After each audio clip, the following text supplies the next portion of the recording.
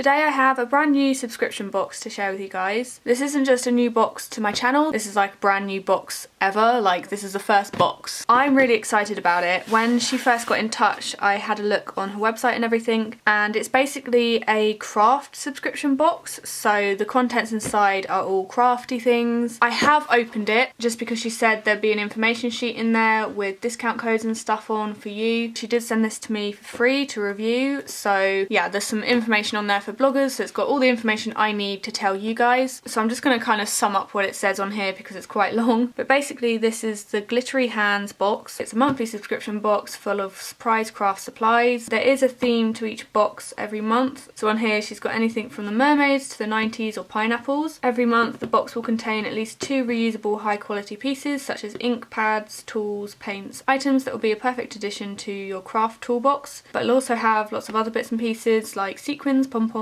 buttons, gems. So that's the gist of the box that I've got from the info sheet. Like I said, I haven't opened it any further than opening the box and taking the info sheet out. So I'm now going to open it up and actually show you what's inside. So first of all, there's some tissue paper circles. I think it's for decoration, but I am definitely going to keep them to reuse. Then tissue papered up with a little sticker. Wow, okay.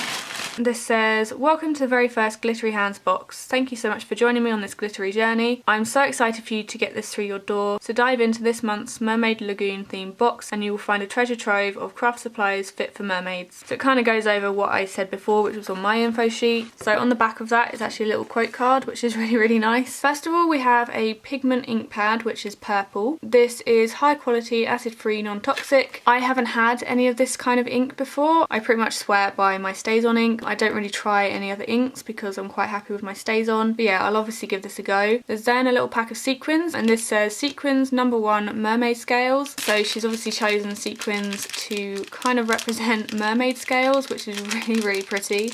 I'm loving the turquoise. This is already making me think of pocket letters and stuff. You could do a mermaid themed pocket letter, make a little shaker pocket with these or something. Next there is some lavender acrylic paint, and this is actually a nice size tube. The only acrylic paints I own are red, blue, black, yellow and white, so I end up mixing my own colours. I'm actually pretty happy to have a different colour. It's one of those things that eventually I do want to bump up my collection of paints, but at the moment there's just not really any need for me to. But once I've moved I do want to start doing art again because I really do enjoy it, but I've just not had the time. Next we have the glitter, which says glitter #1 mermaid tears. Like she said on the info sheet, she mixes this herself, so that's actually really nice that she's mixed up a load of different glitters. I love that she's put the glitter in a decent container. So if you're one of those people who has a weird thing about glitter, which I totally understand because it gets me too, this is a safe box, it's not going to get everywhere. So yeah, it's like there's no glitter coming out whatsoever. I'm going to open this little bag up.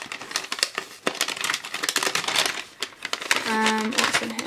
In here we have a hair grip thing, and then there's also 2 glittery heart buttons, and there's a little anchor as well. So I'm assuming these are in a little bundle together because she's implying to stick them to it or something, like do a little DIY. Oops. I'm not sure if I'd end up using it like that because hair things don't really mix with me because I have really thin hair, so this type of grip thing probably wouldn't stay in my hair. But yeah, I could always make it into a gift or something. Next there is a little pinwheel which has obviously a load of pins on it. Again, this is probably something I wouldn't use just because I have no interest in sewing and things like that. Next there is a Dovecraft clear stamp, and this is in the shape of an anchor. I have a few stamps from this brand and they are really good quality. I haven't actually got the anchor one, so that's a new one for me, which is really good. There's then a load of little die cuts which are kind of mermaid themed. I'm not sure if they're in there for like decoration or if they're counted as one of the items, but either way I'll definitely be able to use those. There's then a little sheet of stickers which I'm assuming has been designed by Emma, but there's a sticker which says "Call me on my shell phone"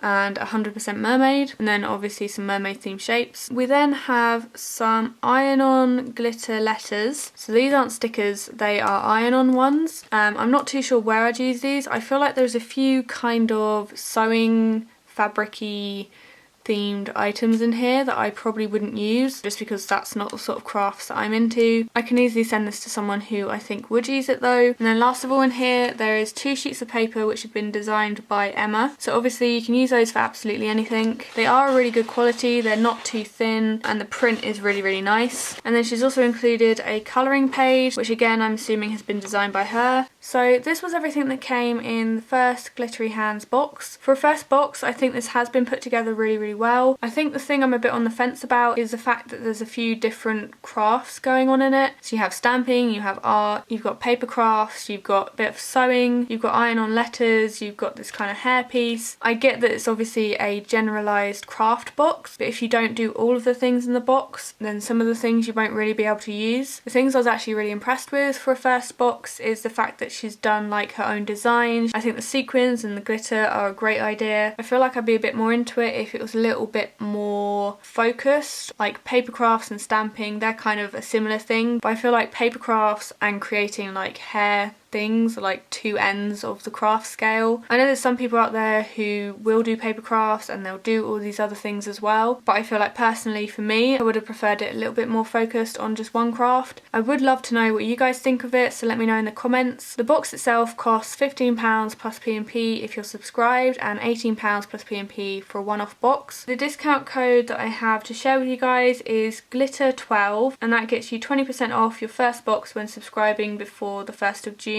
So I'll obviously leave that in the description. So yeah, thank you guys so much for watching and I'll see you in my next video.